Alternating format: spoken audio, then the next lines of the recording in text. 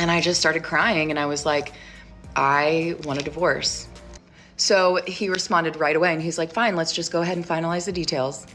On this episode, a wife asked for divorce in the most disrespectful way possible, but his reply left her shocked. Subscribe and let's dive in. The following clips are shared for commentary, education, and discussion purposes. Viewer discretion is advised.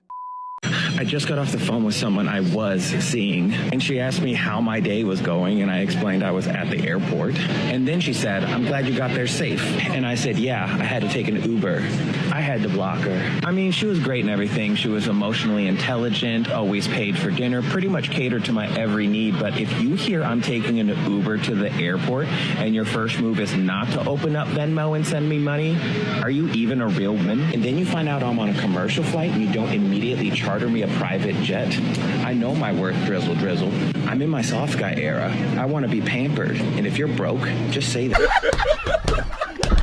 Biggest rule in a relationship is no matter how pissed off, mad, and just you get with your person, you never go out and seek attention, love, or lust from any other person but your person.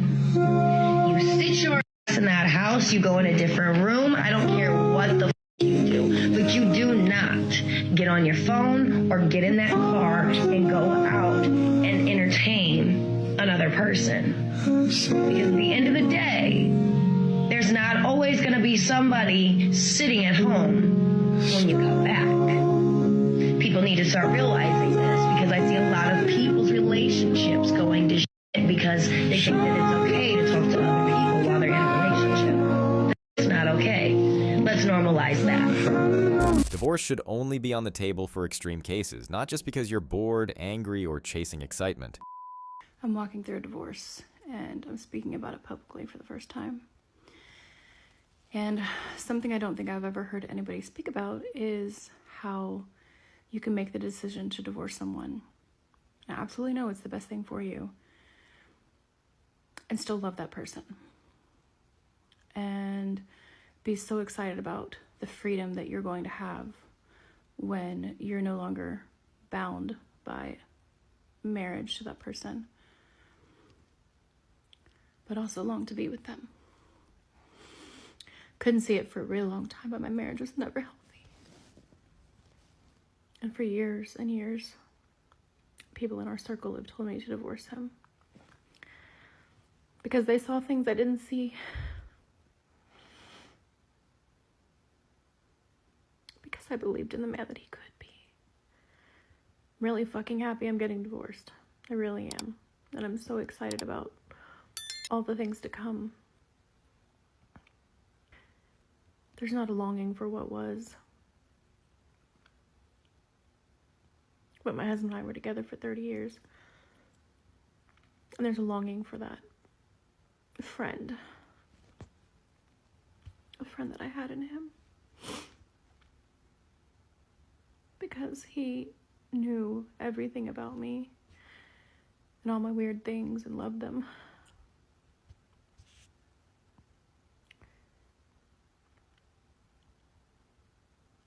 Just trying to normalize things, I guess.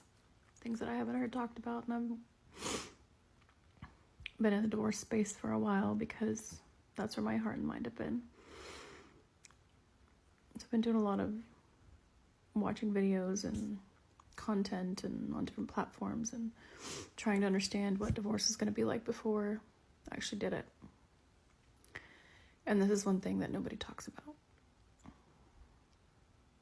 I've not seen talked about.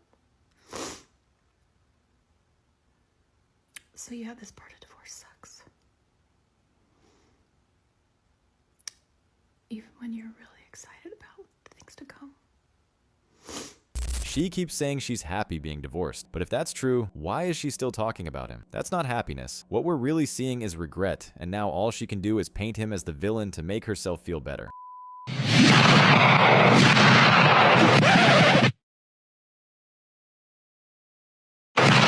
Yeah, she's lying. Hey, just keep walking, act normal. This is everyday thing for you. Yeah, she's definitely looking back. Just walk normal. But what the f***? Why the f*** am I walking like that, bro? Nah, fumble, G.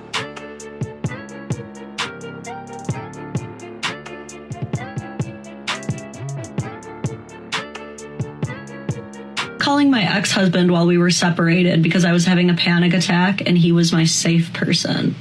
Him coming to pick me up even though I was the one divorcing him. Decided that I was going to tell him that I wanted a divorce. I texted my therapist, our marriage counselor, and I was like, I need to tell him that I want a divorce, but I want to do it in a session so that there's like a mediator present. Got us in like ASAP, like 2 days later. And I walked in knowing that I was going to ask for a divorce. And so we sit down in our session. It's like really tense, really awkward. My ex was sitting there like, so why do we have an emergency session? The therapist was like, Jamie, do you want to start? And I just started crying and I was like, I want a divorce. You know, it's hard for me to like say the words. I was like, I'm done. I want a divorce. He sat there quiet. I'm sitting next to him crying. He didn't move. He didn't look at me. He didn't react at all. And eventually our therapist was like, would you like to respond? So he responded right away and he's like, fine, let's just go ahead and finalize the details. And that was that. And I just was like, I looked at my therapist and I was just like kind of stunned. I knew that I was ready to leave that day, but I couldn't believe that that was his reaction. There was no empathy, there was no compassion, there was no like wanting to fight for us, which I didn't think that there would be, but you know, you just always hope that like one last try, you know? We went home that night. We didn't speak. He slept on the couch. I woke up and went to work the next day, came home. He was playing PlayStation that night. I sat next to him. We hadn't talked in 24 hours. And I said, can we talk about what happened yesterday? And he was just playing, just looking straight ahead. And he was like, what's to talk about? In my mind, I'm thinking, this is our last ditch effort to like steer this ship around, you know? And I was like, so what are we gonna do? And he just kept playing and he was like, I already got an apartment. I already took my name off of the lease. He had done things within that 24 hours. He had opened up the filing folder of his single man life and went ahead and got all this shit done. She tried to rage bait him so she could use it in court, but he didn't fall for it. He kept calm and agreed to divorce. Now she's mad, saying, why didn't you fight for me? Simple. Women like that aren't worth fighting for. Question for the people that have successfully gotten through a divorce. Is it normal to see babies and feel so mad at them, like happy families? I am packing my apartment and it's just bringing up a lot of really sad memories. Packing our vow books, congratulations cards, things like that. And it just makes me think of the timeline of where I wanted to be right now. Like thinking I would be pregnant right now. There's a playground outside of my window in my apartment complex, and just like seeing kids and like seeing families is like fucking killing me. Which is so weird because anytime I've wanted to get pregnant in the past, it hasn't happened. I've been like, I'm so happy for everyone that it's happening for. But like right now, I can't even look like on my For You page. Like if there's like people talking about their fertility journeys or people who are pregnant, like I literally like can't even look. Like it's making me so upset. And yeah, it's weird to cry on the internet, but I don't know. I just feel like I can't be the only one dealing with this. And I feel like the different ways of emotion mourning this marriage have been happening every day, but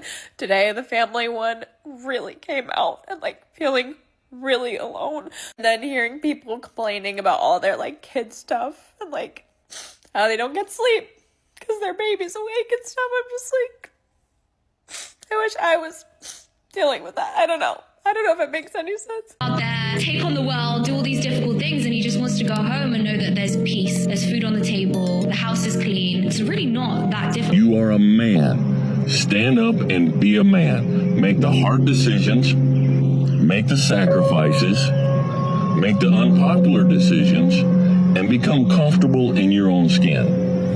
And if you are not a person that you are comfortable being alone with, that is the one person in this universe that you have full power, full right, full responsibility to change. Okay? I don't have the right, I don't have the desire to, and I do not have the right to try to change my wife's personality and who she is.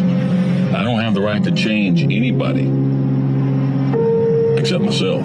For those with no roster, 0 relationships, 0 situationships, and just a dry, ice cold phone, What is there to do?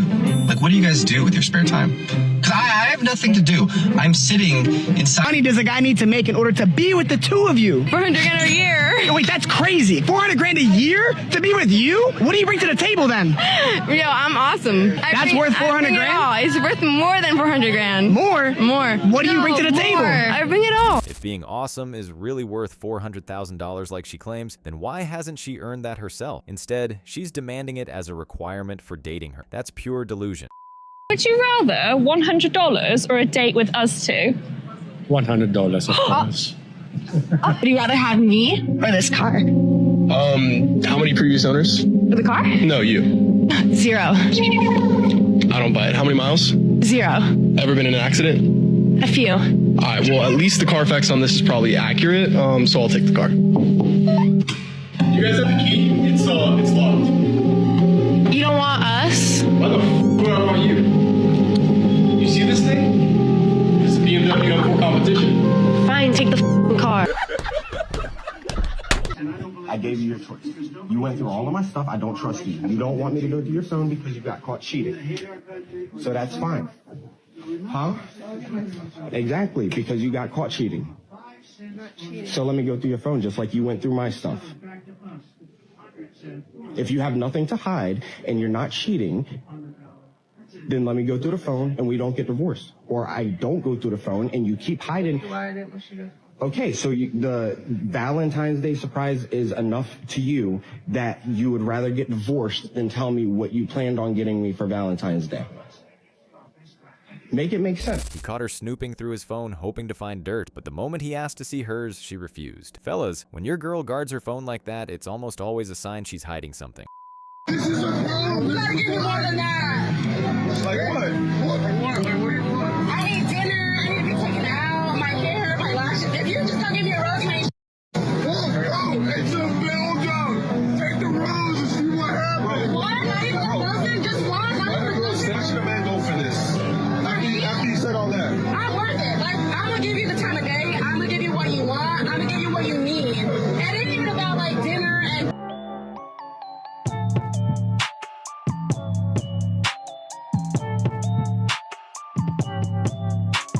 I just got so tired of first dates that weren't going anywhere. Nothing was working out, nothing was happening. But I'm feeling sadly heartbroken, and I didn't see that coming. So I don't know what to do about this dating thing. I went through a divorce in 2020 after being with my now ex-husband for 27 years, and I'm 55 years old now, and I moved from California to Idaho by myself, and I don't know that many people here yet, and I was feeling kind of blue. I went on my first date, and we had been talking for a month. He was 3 hours away, and like he made my heart pitter patter. But we met, and you know, we're not each other's person.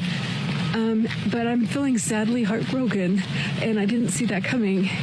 So I don't know what to do about this dating thing.